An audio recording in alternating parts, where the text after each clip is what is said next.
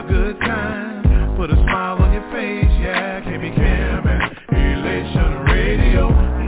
Even brighten your day and help you through the night. Bring you good music. Can be Cam and Elation Radio. And here's your host, Kim and Kim.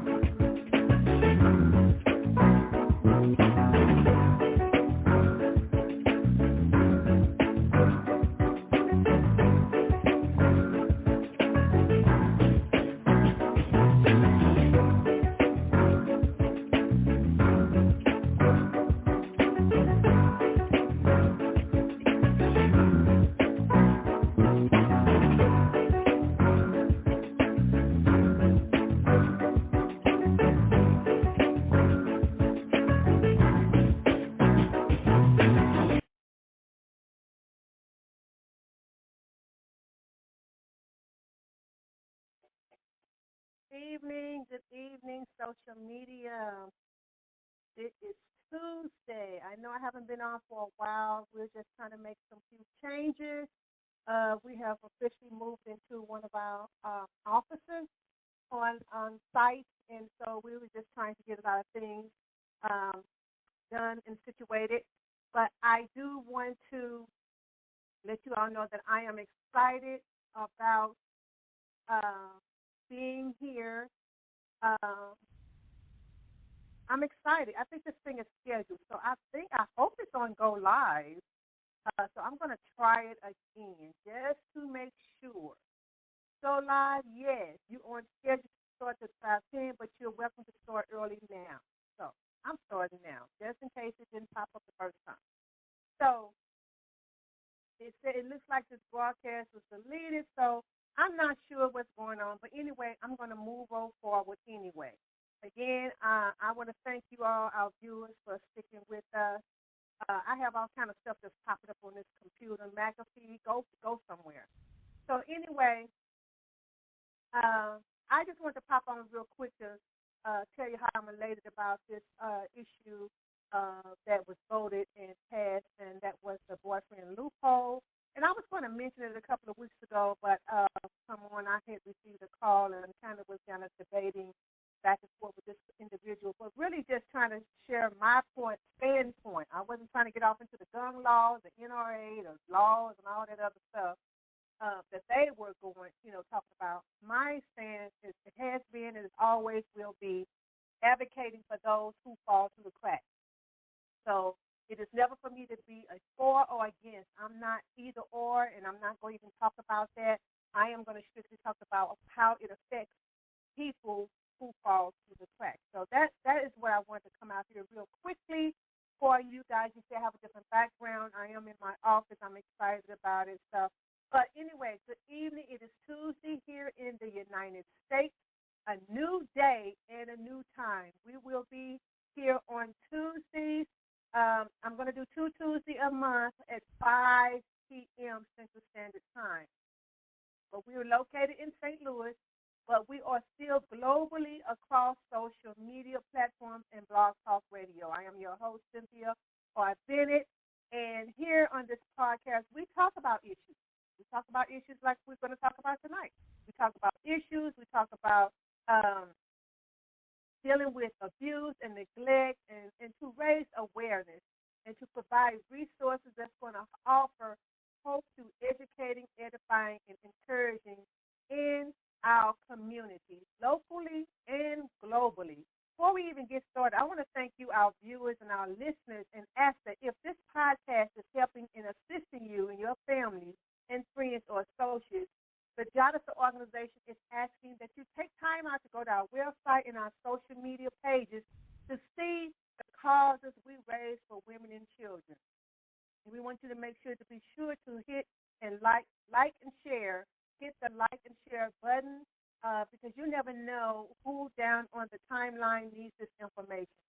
But for more information about resources or questions, we want you to visit our website at jadasa.org. But before we get started, I want to read a couple of announcements that we have. I'm going to see if I can bring this in up here. Where is it? I don't know what's going on, but I'm going to move it up a little bit and get to add to the stream. Okay, so you guys, we still do our Sister Sis group sessions. They are on Wednesdays. We are on site.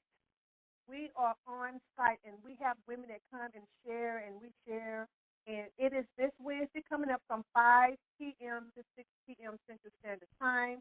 We ask that you call the office 314-269-0100 or the toll-free number, or email us before noon, because we keep security measures in place. We want to make sure we have enough room, that we are still going by the CDC guidelines. And also, we make sure that if this is your first time coming into the facility, there are some safety measures that will be taking place that we're going to ask of you, and we will not disclose what they are online. But once you call, we will give you that information. But again, the Sister Sis support group session is tomorrow, Wednesday, on site at 5 p.m. to 6 p.m. So we want to make sure you call before noon tomorrow, so we make sure that we can accommodate you.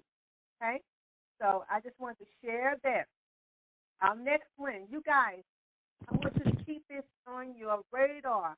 October the 8th, 2022, annual walk run against abuse. And it is going to be in North County. This is an actual park that we took a picture of. We have the T-shirts, we have the registrations, we have everything ready to go. July 1. And we are working feverishly behind the scenes. We have volunteers who are coming in, that's helping and making calls and doing all these things to prepare for a community event, because we want the people who have gone through this horrific ordeal to know that we haven't forgotten you or your children or your family. And then those that were taken from us, we haven't forgotten you either. We're going to celebrate those who made it out, and then we're going to memorialize and remember those that have been taken, because we want families to know, hey, you know, we go through too. This is just not, this is them. This is a community-wide effort, and we just want to be there and to raise awareness and provide resources and have all these vendors that have been reaching out to us to come out, and everything is going to be free except for the registration to get your shirt and mask and your towels and stuff. But everything else out there, we just want you to come out and be a part of this community-wide effort. But I just want to share that with you. Be on the lookout. We're going to be putting it out there July 1. October the 8th, 2022, we're going to ask different people. We're going to go to churches. We're going to organizations. We've already gone to hospitals who are jumping on board, and they are going to be the key person, or they're going to be the point of contact to get these community-wide effort, and we're looking forward to you being a part of this.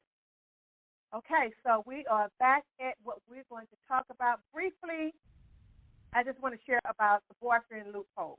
You know, as I stated before, I had this conversation some while back, and I believe it was this year in 2022, talking about the boyfriend loophole and how things have just fell kind of through the cracks. And so what it is, the boyfriend loophole is where according to certain laws, and I'm not saying state or federal, but all I know that before the votes have passed for this loophole, that the laws were conflicting with each other. When I say with each other, I mean state and federal and state, or whatever. Whatever it is, you can go out and read the laws. I'm not even going there. I'm not going that route. But it was some conflict where they was not lining up with each other. And because they wasn't lined up with each other, stuff was falling through the cracks, or the loophole, if you want to say that. And so the bipartisan gun, the Senate, people in the Senate, or those who voted on it last Sunday, saying that, this is the same thing I think I put on here, that closing the boyfriend loophole, because what it is, it allowed, before they voted to close it, it allows some of the some individuals who were convicted of domestic violence to have guns in their if their victims or their dating partner wasn't their spouse. They were just, dating or living together or whatever. And so that caused a loophole now.